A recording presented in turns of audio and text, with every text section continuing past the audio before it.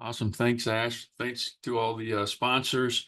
We appreciate you helping us out and allowing us to do this every month. We all have such a great time with it. We have a lot of people tonight for this really kind of a new format.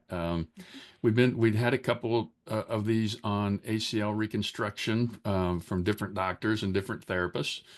And my son Tyler waved to everybody. I'll let you introduce yourself in just a minute. My son Tyler injured his ACL not long ago, and so we thought what we would do is put together kind of a new type of podcast here or webinar, whatever we're calling these.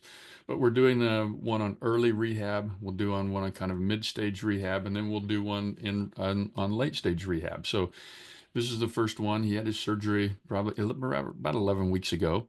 And we'll talk about the surgery. We'll talk about Tyler. I thought it would be really great to have him on just because usually we talk about this stuff. We as therapists, we have the doctors talk about it, but we've never talked about it and had a patient kind of describing, how he felt about things and how rehab is going and what they think about rehab. So we thought we would integrate that into this. So it's either going to be a great idea or it's going to bomb. I'm hoping it's a great idea, We're and I'm going hoping with great everybody will, idea. We're going yeah, with great everyone idea. will like it, and everyone will enjoy it. So I guess we'll do introductions real quick. Barb, do you want to introduce yourself? Sure. I'm Barb Hoogenboom. I'm the editor-in-chief of IJSPT, and I hail from snowy Grand Rapids, Michigan, where I also teach at Grand Valley State University. Thank you, Barb. Philly. Hey everyone, Phil Page, Franciscan University, Baton Rouge, Louisiana. Shout out to all my Louisiana peeps. I don't see any of my students on, but I see some Uh-oh. Louisiana and Uh-oh. Mississippi therapists.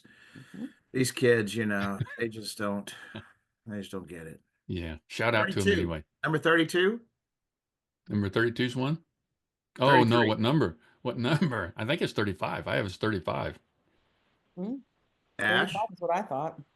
I think What'd you it's say? 35. I think Phil's Yeah. usually 2 to 3 off. So Yeah. He's usually a few off. I'm Yeah. gonna go with 35. Okay.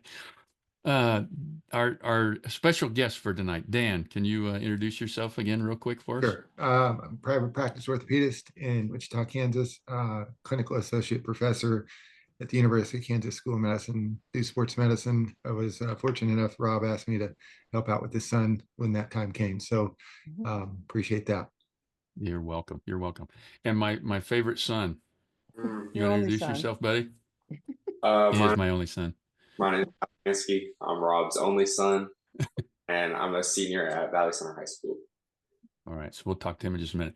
And our special last minute guest, I really want to thank Brady for jumping on with us. I texted him about midday, or got a hold of him on social media because we have he's got a great paper. I'm hoping we have time we can get to it. If not, we're going to get him on again another time because I told him this paper, Oh My Quad, I read over it and it's just full of fantastic information that I was learning stuff reading it. Definitely students and new clinicians should definitely read this paper. So thanks, Brady. Tell everybody who you are, Brady, and where you're from and what you do.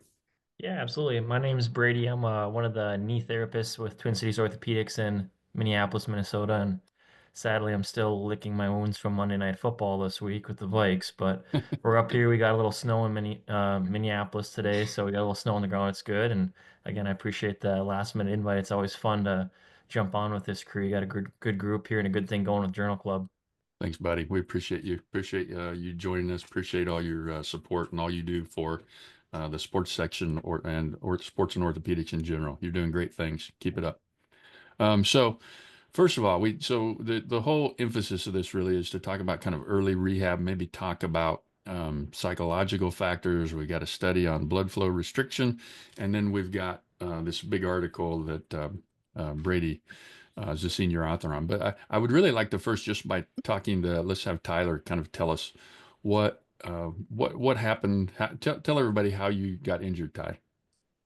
So I play soccer, and like about midway through the season, I received the ball from a teammate, and I was running through on goal when the opposing goalkeeper came out and like rushed out towards me. I pushed it past him and had to dive over him a little bit. And whenever I got over him, I was kind of far left of the goal. And so when I planted my right foot down to shoot, I planted it back towards the goal, and it just hyper extended on impact. And I kicked the ball, but I felt it go back and pop. And it didn't necessarily hurt, but I definitely knew something happened. I just really wasn't sure what it was. So he negated to tell you he scored on that goal. So at least they got a point when he got injured. But so Tyler, tell us a little more about the injury. You said it popped. It didn't really hurt?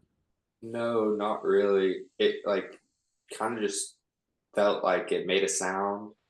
Like sometimes whenever you wake up in the morning and you stretch and it just makes like a pop sound. Not necessarily anything bad, but you definitely feel it. It just kind of happened. Didn't even think I was injured whenever it happened. I didn't go down, like I stayed up. I kept walking. But then as I started walking, I kind of felt it shift every time I took a step. Yeah, so it felt loose. Yeah. So he walked off. I mean, I was at the game. He walked off, kind of limping a little bit on it. And so you got to the sideline, and the trainer took a look at you. And what he do, and what were your thoughts at that point?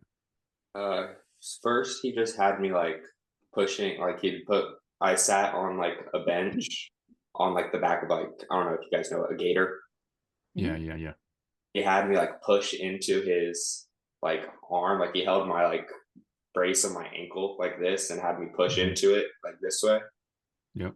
And said it felt strong like normal. And then he did some like, he like braced the bottom of my ankle and like pulled out from my knee.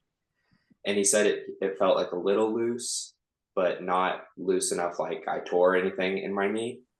And so he had me go jog down and back. And whenever I was jogging, I like told him, I was like, it just feels like it's shifting like forward and all the way back every time I step.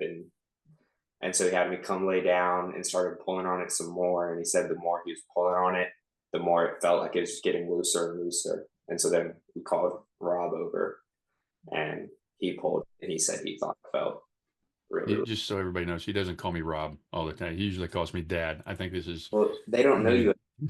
You can call him Dad. We'd have figured it out, but yeah. So so they called me over. I went over, and the trainer wanted to know if I wanted to take a look at it. Of course, I did. So I pulled on it, and I thought it was probably loose too. I don't think I told you that. I didn't tell you I thought it was loose, did I, Ty? You said it was A little bit loose. Okay. So then, what did you think the rest of the game? How were you? Obviously, you were bummed that you weren't playing, but what was going through your mind then? This is kind of really interesting to me. Is like, what is your thought process after this injury acutely? I guess like first thing when it happened, I just didn't like, I was very in the unknown. Like I didn't really know what was like gonna happen from there, because in my mind, like it didn't hurt. So I thought I was gonna be fine. But then like knowing that there's a chance that like my season might have been done, it was kind of just like a scary feeling. Yeah. Just like not really knowing what was gonna happen, not really knowing what was going on. Tyler, Yeah. you live in a house with a therapist. Did you know the word ACL tear? I mean, did you think anything about that, or were you just more like, yeah, it might be something, didn't know? I actually, when I came off the field, I told him I was like walking fine. So I was like, I don't think I tore my ACL or anything. You told the trainer that? I told the trainer, I was like, it hurt and I'm walking fine. So I don't think I tore like ACL, MCL, anything like that. And he told me, let's not get ahead of ourselves here. Like, but like, wise trainer. Yeah. What? I said, that's a wise trainer. Yeah. And so I guess I just really wasn't sure or ready for what was like going to happen next. You know, I think I ought to throw in about this time Rob texted me. I called you. I called and you you. said, did you and you said, I think Ty just hurt his knee. And I could tell that this was different than just a little tweak. And Rob's brain kind of was going into the dad mode. It's like, something happened, but I want to deny it. I don't want this to happen to Tyler. And it was, I could hear it in his voice that he was really really struggling with this. Yeah, I didn't realize it. I mean, I knew I called Dan like after I checked Ty and I was going over to the back to our side, and I called Dan just to see if I could run him in, the next day and have him take a look at him. And I remember it is really, I don't know how many ACL patients I've seen in my life, a bunch. I've been doing this 30 years, a lot, but I've never actually like worried or been afraid that it's an ACL tear on anyone except my son. And it bothered me, and I know what's going to happen. I know what's going on. But it totally affected me really different. And I didn't even realize that probably until Dan told me like a couple weeks later. He said, I knew when you called me that you were worried and you were pretty sure that's what it was. I think I told you, I hope I'm wrong. Yeah, like You I did. hope I'm a You did. shitty therapist and I can't do a Lockman's and it's negative and not positive like I thought. Yeah. Yeah. So, okay. So Ty, what, how did you tore it? It was questionable. We went and saw Dan. Dan took a look at it. He pulled on it and he told you that he thought it was torn, but we should get an MRI. At that point, did you think that you'd torn it? Yeah, I mean, after having 3 people who kind of do that for a living tell me that it was probably torn, I was kind of just like, that's probably it. And I mean, the likeliness that all 3 of them were going to be wrong, I knew it was pretty low.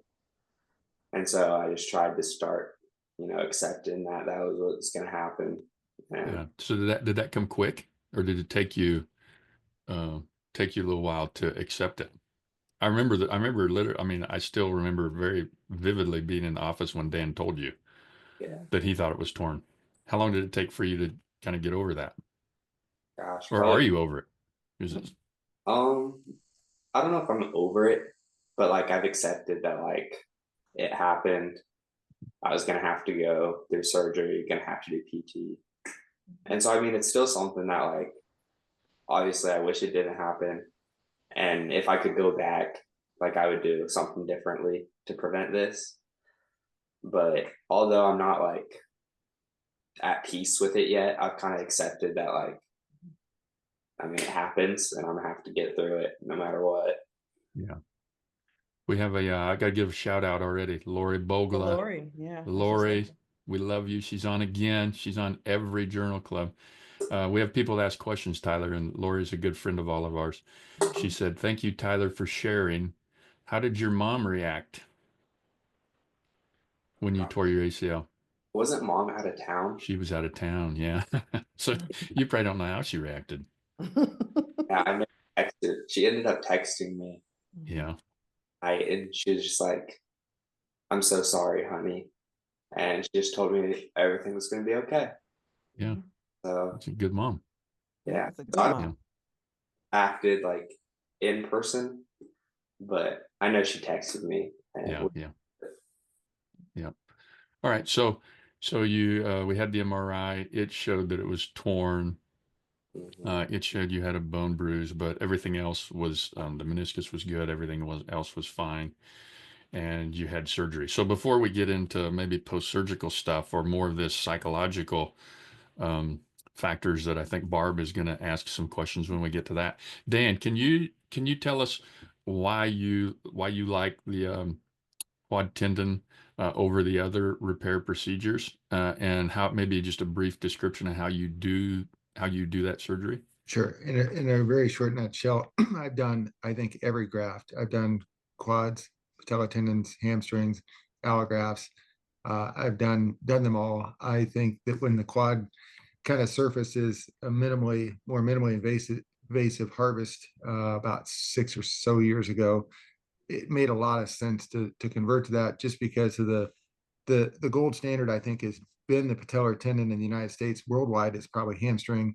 That's what I've heard. Yeah. However, I think that there's so many problems with the quad or with the patellar tendon when post-op people, some people with patellar tendonitis, some people with kneeling pain, some people with more numbness in the anterior knee. The quad made a good sense because it's a larger cross-sectional diameter graft. and you're taking it from the same extensor mechanism, I thought that made sense. So I kind of converted to that. My fixation for this is the suspension button. I've converted to that over the last year. I've done interference screws. I've done suspension buttons. I like the suspension button now. And it really is a nice bulky graft. It really reconstructs that both bundles of the ACL. I trained in Pittsburgh, so a double bundle is the way to go. I've heard that 1,000 times. That was right after I was with Freddie during the double bundle ACL reconstruction. But I think putting the graft in the right spot and reconstructing the area that both bundles lie in is probably the most important thing to me. So I've been doing quad tendons predominantly as my primary graft for about 8 years now. I don't know. Do you, I told you guys last time when Dan was on how he's like kind of unique in that he tries a lot of different things. He's not afraid to try a procedure. He's not afraid to try something that's never even been done. He's done a couple surgeries where he's talked to me about it for like a year or two before he did it and actually pulled the trigger and tried it, and it's worked out great. But Dan, do you remember the first quad tendon? You actually did two. I think it was on like a Friday or something because you asked me if I wanted to come watch, and I came to watch him do it. And we were actually in the operating room. He's getting everything ready, and I said, so where did you go to learn how to do this? I mean, did you go to like a course somewhere to learn how to do this, to one of those lab things? He said, no, I didn't do anything like that. And I said, well, what'd you do? And he said, well, I got on and watched a couple of View Medis. So he watched like a couple of videos of it and then went in and did it without even doing it ever before. And I just kind of thought that was like, the commercial where they say, are you an astronaut? And they say, no, but I slept at a Holiday Inn Express. It was kind of like that, but he watched a couple of View Medis before he did the surgery. I just thought it was kind of amazing. Most of the stuff transfers. I mean, it's just technique, and it transfers from one area to the other. So it's not that big a deal. It is to you. I just can't imagine doing that. I mean, I know you guys do that, and that's part of the art and beauty of what you do for sure. Barb, do you want to go into the Sure. go into the paper, the netter? Yeah. So for our attendees out there, this was a systematic review of 38 articles that looked at the psychological factors that occur or how those impact rehabilitation after ACL reconstruction. And so, Tyler, I want to just ask you, start out by asking like what kind of things, okay, you've had your surgery, you're going to therapy. What kind of things help you feel good about your rehab and your recovery or make you want to participate in therapy? Like what kind of factors, things?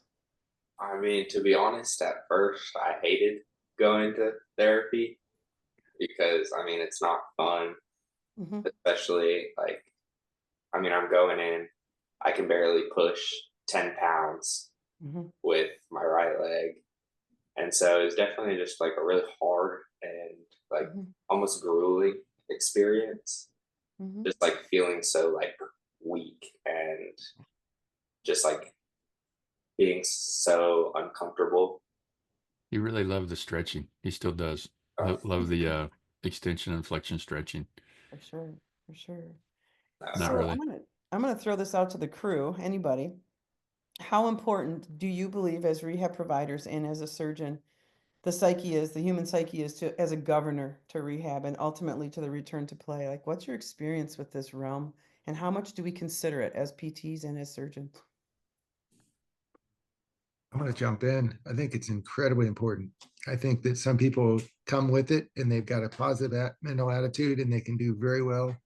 And those are the people that are easy. We all like those people because they want to get better. Their mindset is, I'm going to get better. And then you meet that person that's like, they don't want to get better. They've got something that's a barrier. They've got some burden that they're carrying.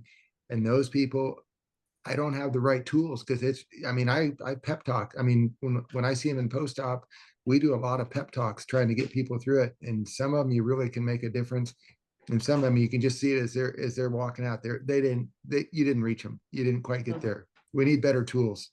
And you see it in therapy. I think you can tell you can tell in therapy if someone's worried and anxious and nervous and they don't feel like they're doing well. You can pick them out. And Dan's right. The people that know they're going to do well and you know, they're like high, there's just the energy is even different, you know, when they're in the clinic.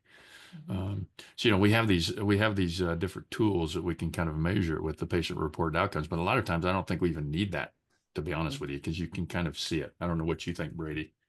Yeah, I was just gonna say, like, one thing you always observe too is just like the psyche is just how it intertwines with your other outcomes. You have patients you meet pre-op or maybe it's post-op, that are having a hard time, whatever that trickles into motion, hard time, the next thing you know, their strength's struggling and all of a sudden it's not a hard time anymore. Now they're frustrated or now their pain levels are going up. So I think this paper, there's a little picture that kind of shows some of those intertwining outcomes there. And I think that's really the truth. And for us as, whether it's the surgeon or the rehab team, picking up on that stuff and trying to find creative ways to kind of corral those patients in early, whether it's, identifying it pre-op or post-op, I think that really can drive the trajectory of a rehab. In some of those cases, 30 minutes on a plinth, just talking shop and trying to figure out a game plan or giving that athlete 3 to 4 month heads up or what's coming down the pipe or what you need goes a long ways. We actually were talking with our residents today. It's kind of like parenting. You kind of get to know your kid a little bit and ups and downs, and maybe you know yourself a little bit too, and you have to find that way to kind of gel and make the most out of some situations you encounter together. Yeah, agree Thanks, Brady. 100%. And I guess for our audience too, I would love to have you guys just sort of state like what patient-reported outcomes are the most common in your practice if you use them to assess a psychological construct. In addition, of course, to all those with physical performance and those sorts of things. But what's common? What do you use? Sometimes, always, never? We don't that, I really think that what I really love about doing this journal club is that, we look at these articles, we ask questions about them, we ask experts of what they think about them. And every time I do this, I learn something. And what I've learned from reading these is that I probably should be doing this a little bit more. I mean, I intuitively kind of get an idea of how I think a person is reacting psychologically, and I have this idea, but I don't actually measure. Dan, you don't measure, you don't do any of those psychological patient-reported outcomes. No, We and I just was use looking at all these scales. I'm like, I've never even heard of some of them. I need to learn more. Yeah. And so we just use like the lower extremity functional scale, the LEFS. I mean, is really what the hospital kind of recommends that we use, but it has such a kind of a low ceiling on it that, for athletes, it really probably isn't appropriate. I mean, it's okay for, like someone middle age is not really sport, even though it's got some jumping and cutting things on it. You can really, not be doing great and still score pretty high on that. I mean, it's really more of a generic functional scale than anything. What do you guys use, Brady? I was going to say, at our clinic, we use it's a short version of the ACL RSI. A little background on that, like Kate Webster and Tim Hewitt and some of those guys have been dabbling with the ACL RSI, Claire during those guys. And it's a long questionnaire, the regular one. So they've kind of validated a short version, and me as a clinician, I love that stuff because we all know our patients get fatigue from filling out questionnaires, and you can bop them 9 questions versus 27. They're gonna really like that. So that's what we use. Is we do an ACL RSI short. That's what we use. Nice. Perfect. Yeah. Nice. And the other one that rises to the top in the systematic review was the Tampa scale of kinesiophobia, which is pretty typical. But although that wasn't really developed with regard to knees and athletes, so I mean that's just something to consider about that Tampa scale. So, Tyler, Yeah. how have you found? Oh, I caught you looking. No, how have you found your journey through rehab? You said at first it was like, man, I'm here. I kind of don't really want to be here.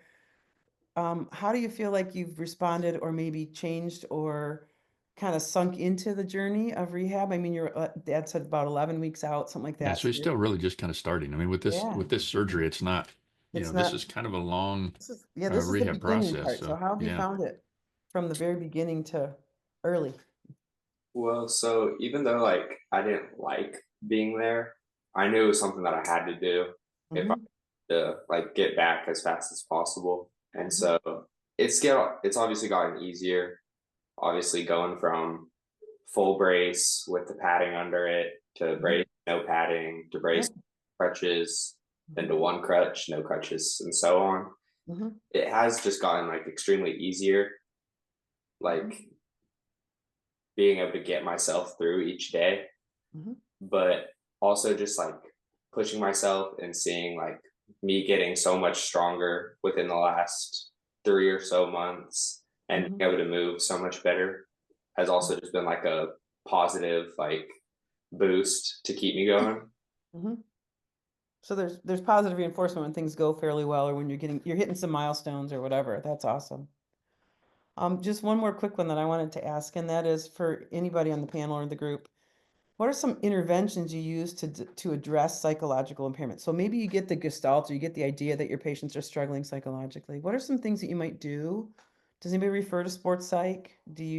This systematic review mentions knee braces and taping, and those were not high on my list of Yeah. things that I would do. Anybody want to respond to that? Yeah, Brady, you want to take it first, or? Yeah, I mean, fortunately enough, I know a couple really good sports psychologists, and there's been a handful of cases that it's ended up kind of going over there for a session or two. But Mhm. my chain of command always is, I work with a lot of young people too. Is like, if it was you, Tyler, and we're in session, we're having these discussions, and I'm identifying some, psychological red flags. A lot of times I do go to the parents right away, whether that's at the end of the session or where the athlete's doing game ready or something, and kind of talk shop about that, just to kind of get a compass on where the family's at with it. Some families are a little bit more private and they want to work it out over dinner or whatever it is. And then the next family, maybe the kid and the dad aren't clicking that great, and maybe they need a third person to kind of come help out. Another thing that comes to mind is just from the rehab side is some of these athletes all kind of change my personality a little bit. Sometimes I'm the drill sergeant, sometimes I'm the buddy, sometimes I'm the goofball. And sometimes I just do that to see what sticks. And some athletes need that kind of tough love, hard drive. The next athlete, you got to soften up a little bit. And sometimes you just got to lighten the mood. So using those psych strategies to kind of see how you can kind of get a little bit of a juju going or whatever what it is you Yeah. want to call it in the session, that can be a helpful tool for the clinician. Yeah, I agree 100%. You have to, when I first started practicing, I remember thinking about that really a lot, about how you are almost, you're the same person, but you're really kind of a chameleon, because you're changing Mhm. colors, being different to different people, and you're not treating the construction worker the same as you treat the nun. And it's just like there's so many different variables of what gets people going and gets patients motivated, that you're literally, in any day you could be 8 to 10 different people to some degree, or at least different pieces of different people, because everybody is different. Everybody requires a different form of motivation. But I think through all of that is simply just, in addition to what Brady said, trying to always be positive, and not be negative, and not overly positive, but honest and Mhm. positive. I don't want to lie to somebody and tell them they're going to get better if I don't think they are, or if they're not improving. You want to be honest with them, but be positive, and supportive. Supportive to some degree.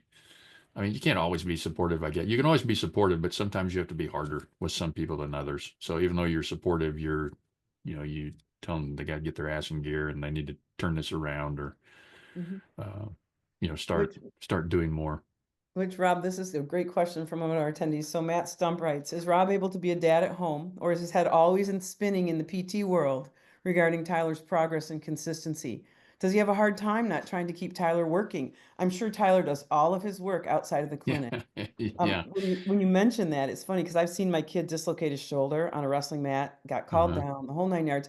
And then the same thing, you got to kind of like parent head, therapist head, right? Parent head, Yeah. trainer head. But Rob, how do you think about that one? We can ask Tyler what he thinks, but I'll tell you what I think. I try to compartmentalize it as much as I can. So, when he's at home and down playing his games, I'm not constantly going down checking on him, telling him he needs to do this or he needs to do that, or, every time I see him, have you done this or have you done that? But I know I do some, but I don't think it's horrible, the amount that I do it. And at the clinic, I do treat him. I mean, I'm still his dad, but I feel like I'm fairly tough on him. I don't think I'm easy on him at the clinic. He doesn't seem to act like I'm easy, on him at the clinic. So I think I compartmentalize it, and I try to be dad at home and PT at the clinic, but I know there is some, kind of overlap each area. What What do you think, Ty? And Ty, you can be on. So guys, I should probably tell you, I gave him a little bit of a pep talk before this started. I said, and he's doing great, because I said, Ty, when someone asks you a question, don't say yes, and then just like stare or no, or I don't like it or something like that. I said, this is for conversation. You got to like talk and speak and tell them what you think. And I think he's done a really great job. You And- have. You You're Yeah. have, great. Tyler. So Ty, you can be honest. If you think I'm, it's not going to offend me or hurt my feelings. But What's it what like do to you be a think? kid of a PT with an injury? Yeah. I mean, I'll be honest, I thought you were going to be harder. Oh, wow. Okay. Good job, Dad. He's got therapy tomorrow night, guys. Just you wait. But like at home, he'll remind me maybe like we've been working on my like extension mobility, and so when I am down in my room playing my game, he'll like tell me stick your foot up on the bed and let your knee hang to try to let it stretch and straighten out. And so like obviously there's like the PT side at home, but I think I do see some of the dad stuff while I'm at PT, like after we're done stretching, because right now I've been having trouble with my straightening, and I feel a really bad pinch up under my kneecap. And so like, I mean, it hurts. It's like, it hurts real bad. Probably top 3 worst like pains I've had like with sports. And like after we're done stretching, like if he knows like that stretching like session really hurt, he'll give me a hug and he'll say like, you did a good job. And so I feel like Don't tell Sweet, people I'm Rob. soft like that. Don't That's tell so people I'm nice. sweet. Softy Rob. See, I Aw. knew this would happen. I knew this would happen. my bad. So I guess Dad is at PT once in a while. Yeah. He's like, Dad's usually there at the end of the session. Yep. Yeah. Yep. Like once Yeah. we're all dad's there, but Dad's throughout- back. Dad's back. Yeah. yeah, Well, I'm wondering if the interest of time, we should move on to the second one. Rob, what do you think? Yeah, we could. Where are we at? I wasn't even paying attention. 7:05. So we got 25 minutes. Good. Okay. So the next paper, we'll move on. Did we have questions we need to I need to did go see over, guys? one comment, and I would add as far as like ways to address some of the fear and stuff like that. Like someone said, I put a ball in their hands during therapy, or like some sort of implement that is similar to what their sport is. That is, sometimes an easy strategy to get a little less sad and down about rehab, to make it look a little bit more like sport, even if it's simply just an implement. So I thought that was a good comment. But yeah, there's some other questions in there. Here's another good one. James Gibfried. Remember the value of hope and faith, which cannot be bought, but can be given by the provider to the extent needed. That's good. That's good. That's really- positive. that's- That's great. You know, that's one of the things I do see is after doing this for 25 years, I spend a lot less time describing what I'm going to do and describing what's going to happen afterwards, because people don't really care what happens. They just want to be fixed. Yeah. That's my job. And then afterwards, I'm just a cheerleader. But if I give them some groundwork to think about before their surgery, so they can kind of say and mentally just say, okay, it's going to take this long before I feel normal. I think that's one of the articles talked about, how patients don't really realize how long this is going to take. If they've never been affected by it, they are not going to realize this takes not days or weeks, but months to a year to get all the way over this. And if you can lay that groundwork, it really does help. Yeah, it just totally changes their expectation, or their their expectation of how quick it's gonna. I mean, when they understand that there's not that early, I'm gonna be well quick expectation that I I'm think a lot of behind. people Why have. am I behind? This is not Yeah. working well. Yeah. Right. Just because I didn't hear the answer, if we asked it, did he have a did you do an LET or anything? No, Okay. no, Dan. Mm-mm. They're asking Someone had Dan, did you asked do that and I LET? didn't Yeah. hear. He didn't Yeah. answer it yet. Yeah. There's another question to Dan about how do you feel about biologics in conjunction with ACL repair? Have you noticed any correlation with cyclops lesion when biologics are used during ACL repairs, even with full extension range of motion? You're not I using, have are you? not seen anything that I would say is specifically indicating that. I mean, I'm really curious about biologics and I'm starting to use them more in my practice, but I don't have a great grasp of where this could go. So I think that's a frontier that we're still working on. Yeah. All right. Okay. Well, everybody, thanks for the questions. Keep them coming in, and we'll try to keep jumping back and forth to questions and going over our paper. So our next paper, Phil wants to talk about this paper. This is the Lynn paper, Effects of Low Load Blood Flow Restriction Training on Muscle Volume and Anterior Cruciate Ligament Reconstruction, a Systematic Review and Meta-Analysis. So the purpose of this was to determine the evidence on the effectiveness of low load blood flow restriction training in early rehab. And their description of early rehab, I believe, was less than starting at less than 6 weeks. Dan, we actually with Tyler, I haven't really done this with a lot of people, because Dan usually doesn't want us to start till about 2 weeks afterwards, but we actually started day one with Tyler, but on his good leg, because all the effects. So some of the effects that this talks about using pneumatic cuffs. The effects are to create a hypoxic environment by restricting blood flow circulation during the resistance training, which in turn enhances the recruitment of type 2 muscle fibers, increases level of anabolic hormones related to synthetic metabolism, and promotes protein synthesis while reducing myostatin expression. So for those reasons, we actually started on the uninvolved leg early. If I remember right, last month, we were talking to Kevin and his crew, and I think they said they don't do it. They don't use it on the uninvolved side. Was that right? Am I remembering that right? I believe that's right. I believe Yeah. that's what they said. And I don't remember why he said that he didn't, but Mhm. I think Dan agrees. If it might work, why not try it? I mean, we're not losing anything by Do not trying it burn a on his bridge. uninvolved leg to begin with while we're waiting those 2 weeks. Brady, when do you guys start? You guys, I assume you use BFR. I guess I should have asked that first.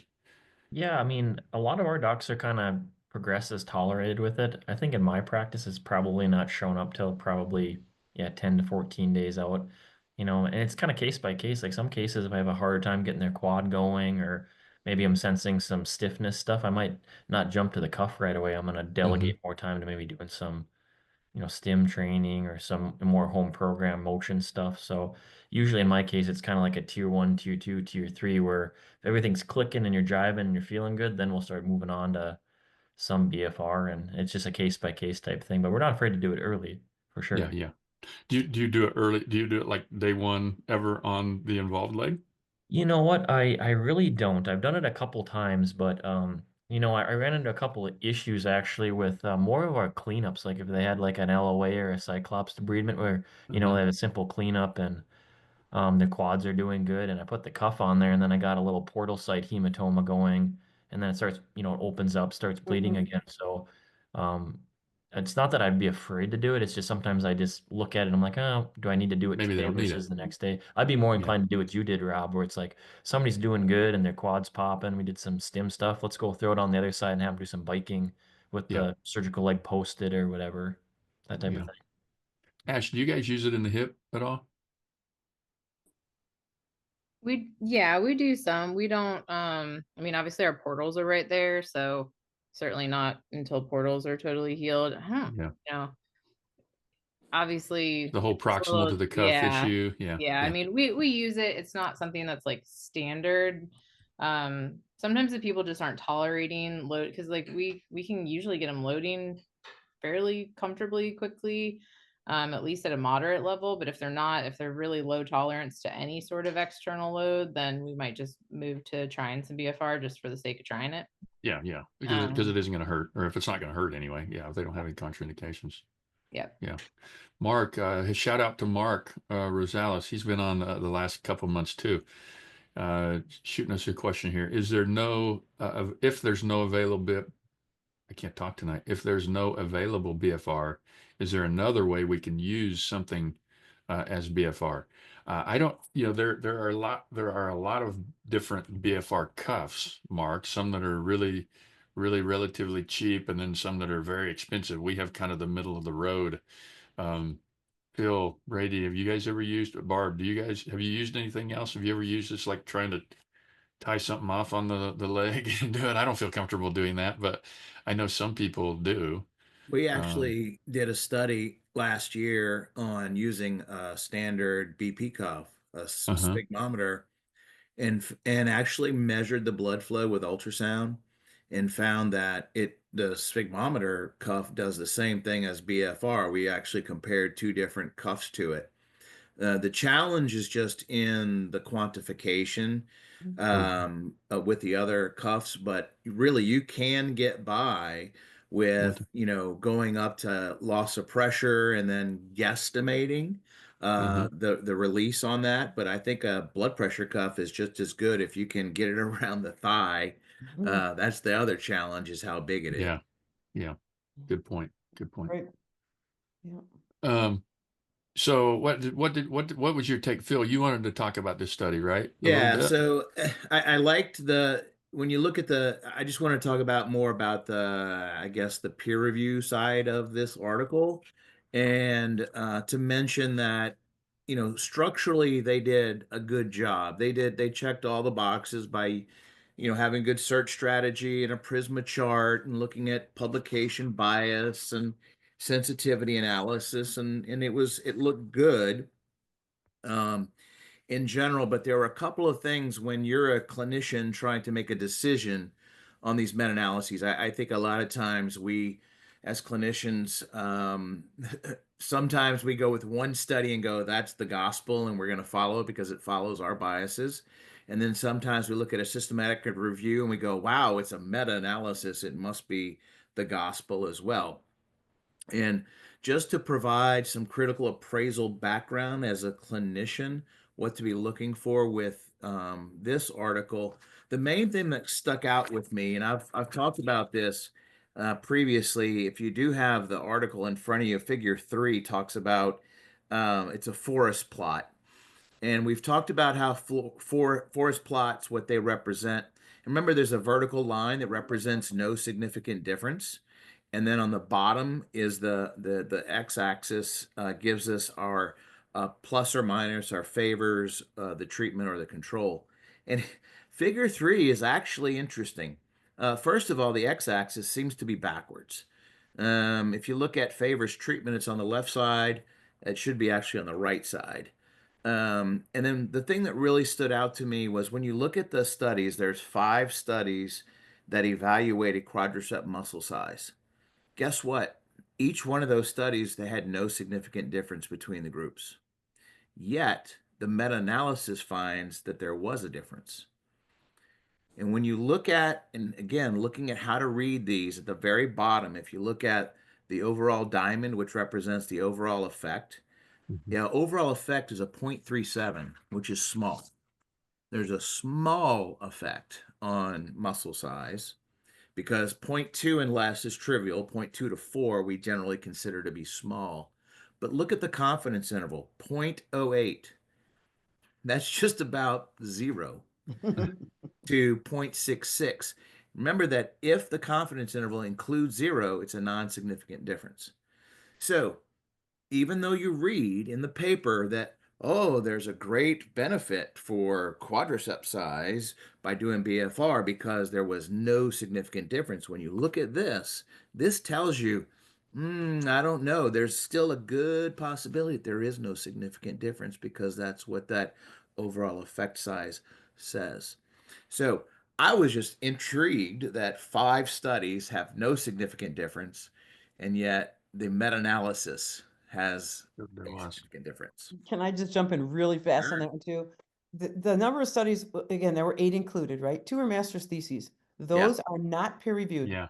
That They're is reviewed by correct. somebody's advisor, but they're not peer reviewed, number 1. Number 2, 5 were in Chinese and 3 were English. Not that my Chinese colleagues are not wonderful researchers, but there may be differences in how that's conducted potentially in China versus how it's conducted in the United States. So I read this and I was just like, man, this is a really bad thing. I'll say it on national TV. Garbage in, garbage out sometimes. It's like, what are we looking at here? If you're looking at the sum total of what those articles look like, it doesn't light up, Phil, and I'm with you. I'm like, It- meh. Yeah. And I thought the same things, Barb. That that was was, some of the stuff and that I'd read. to include master's theses in a meta-analysis is totally wrong, in my opinion. It's And then not to have kosher. one of those master's theses talk about floss bands as BFR was totally off the chart. So You shouldn't lots have of put in problems conclusion. that I have with this paper. All right. Should we move on then? Yes. We got to Let's give move Brady on. a chance to go. Yeah, we got to give Brady a chance. So Brady, your paper, man, I loved it. Seriously. I loved it when I reviewed it. I loved it when I read it. I loved it when I edited it. It was awesome. Way to go. Way to go. So talk us about just the general outline of this paper, Brady. What was tell us the purpose and why you felt it was important to put this together. Well, first off, shout out to, IJSPT for publishing it because, in reading it myself and having my colleagues read it, like it's dense, it's a big paper. It It's is. got a lot in there. But it's also kind of what we're going for with it. We have some of these discussions in clinic and I read a lot of the strength and conditioning literature. I love bodybuilding. I love all that stuff kind of on that side of the aisle. And some of that does trickle into rehab, and especially when we talk about lining up exercises to target muscles and things like that. There's literature on that. And then there's the biomechanics. I have some, great minds that know biomechanics that work with me, both on the doctor side and on the rehab and performance side. So it's like those different worlds kind of can collide a little bit. So I started kind of brainstorming this. I'm like, how can we pull some of this, like, kind of, I don't want to say bro stuff, but bro stuff on building big muscles, in uninjured muscles and stuff like that, what we know about that, mix it in with how kind of God made the quad. And then how do we apply this to autograft harvests and what's going on with AMI and atrophy and things like that? And really, that's what kind of came up as kind of a big, I don't want to call it a word vomit, but it was a lot of writing I wrote down on the initial draft of it. And I sent it to I sent it to Robert LaPrade and he looked at it and he goes, I like it. It needs to be half as long. That was like his comments. And I looked at it and I kind of gave him kickback. I'm like, no, like I like this. Like I want it to have You some worked hard. sustenance, Some meat you to it, know. yeah. So we kind of met in the middle on it and I shaved it down and cleaned it up a few times, more than a few times. Yeah. And that's kind of what we got. And that's hopefully what you see in it. Like it bebops a little bit. We talk little bit about some seminal basic science stuff. Then we're talking about moments and torques. And then some of that stuff's fairly novel. Like some of that link tension stuff. Our muscle science bros are studying that really hard right now and giving us some great data on that. But it might never show up in a rehab journal. You know what I mean? Yeah, yeah. So Yeah. that was kind of like the thought on kind of blending this together. And giving kind of just an overview of kind of some ways you can go about loading the knee or loading the quad as you kind of work through these rehabs, knowing that it's not the only way, but it's a little bit of a framework to work off of. Speaking to that, that's one thing I wanted you to talk about that I thought maybe a lot of people don't really know because I don't think it's in a lot of the literature. Your discussion about the quadriceps intervention, not intervention, sorry, innervation, and then how it relates to the recruitment of the different regions of the quads. Do you remember that enough that you can discuss it briefly? Yeah, again, this is some of that muscle science stuff where, you observe, you look at some of these observational studies and they're showing that there is a regional hypertrophy. The quad grows or the calf grows differently in response to different exercises. And the reason that's happening is different exercises recruit the same muscle or muscle group in different ways. So what I did is I kind of pulled some of these seminal open chain, closed chain studies that are looking at motor recruitment and activation sequencing and things like that. And voila, you see these patterns that show up that really replicate what we're observing with the hypertrophy, especially when we look at open chain training. We know that's a great way to get at rec fem. And if you look at some of the open chain hypertrophy studies, rec fem's growing on the knee extension machine. So you kind of see that marriage of the science is actually lining up with what we're observing when we do an ultrasound cross-sectional area over a quad. So it was great. So, Barb, you look like you have something? I just was going to ask Tyler. Tyler, how's your quad working? I didn't want him to get bored. Oh, He's a teenager. Definitely better than at the start. We had a lot. Well, I don't know. I've obviously never had it, but it was so hard to just even get it to move and twitch. But now I feel like I I can make it twitch fire just fine. And I just to point out to that too, Tyler, I didn't mean to cut you off, but if you look at that one activation, that inactivation ratio chart in that paper, I just think that that's phenomenal. Just you can see like the quad in general, when it's not even hurt, it's one of the hardest muscles to turn on. Mhm. And the reason why is it's capable of producing such high torque. So the body's governor on that muscle is really good to start with. Mhm. So when we have these surgeries and we get some of the inhibition that comes from that, you wonder why some of these knees take a few weeks to kind of turn back on and get going. It's some of the hardwiring and the circuits it's running. Mhm. Yeah. For sure. Yeah. Yeah. We did a lot of Russian stem Mhm. for quite a while early on. Started a lot of the stuff that you have in the paper, Brady, starting out, isometrics, with his knee flexed, to kind of to tolerance. Once he can get to 90, we started 90 and then moving up. And then after he tolerated those well, we started doing some, kind of deeper short arc, isotonics, with some resistance. And then we started doing blood flow with the short arc, short arcs in lower, not short arc necessarily end range, but, lower ranges, trying to get more, essentially using the length tension relationship, but in conjunction with the blood flow.